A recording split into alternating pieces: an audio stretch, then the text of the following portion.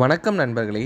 இன்று நாம் பார்க்க போவது தமிழ் மக்களின் மிகவும் முக்கியமான ஆன்மீக திருநாளான வைகாசி விசாகம் பற்றிதான். வைகாசி மாதத்தில் விசாக நட்சத்திரம் வரும் நாளே வைகாசி விசாகம் என கொண்டாடப்படுகிறது. இந்த நாள் முருகப்பெருமானின் அவதார தினமாக பக்தர்களால் மிகுந்த பக்தியுடன் அனுசரிக்கப்படுகிறது. புராணங்களின்படி சிவபெருமானின் மூன்றாவது கண்ணிலிருந்து வெளிப்பட்ட 6 தீப்பொறிகள் சரவண பொய்கையில் 6 குழந்தைகளாக தோன்றின.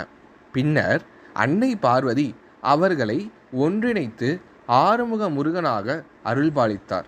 அதனால்தான் முருகப்பெருமானை நாம் ஆறுமுகன், சண்முகன், கந்தன் என்ற பல திருநாமங்களால் அழைக்கிறோம். வைகாசி விசாக திருநாளில் தமிழகம் முழுவதும் முருகன் கோயில்களில் சிறப்பு அபிஷேகம், அலங்காரம், தீபாராதனை, காவடி மற்றும் ஊர்வலங்கள் நடைபெறும். குறிப்பாக திருச்செந்தூர், பழனி, திருப்பரங்குன்றம், சுவாமிமலை, திருத்தணி மற்றும் பழமுதிர்ச்சோலை அறுபடை வீடுகளில் பக்தர்கள் பெருமளவில் கூடுவார்கள்.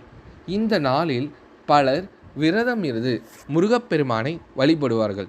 ஓம் சரவணபவ என்ற மந்திரத்தை ஜபிப்பதும், கந்தசஷ்டி கவசம் மற்றும் சுப்பிரமணிய புஜங்கம் போன்ற பாடல்களை பாராயணம் செய்வதும் சிறப்பாக கருதப்படுகிறது.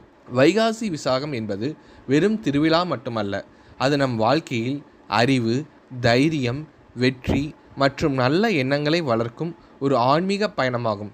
முருகப்பெருமானின் அருளால் வாழ்க்கையில் உள்ள தடைகள் நீங்கி நன்மைகள் பெருகும் என்ற நம்பிக்கை பக்தர்களிடையே உள்ளது. இந்த புனித நாளில் அனைவருக்கும் முருகப்பெருமானின் அருள் கிடைக்க நமது சேனல் சார்பாக வாழ்த்துகிறோம். வெற்றிவேல் வீரவேல்.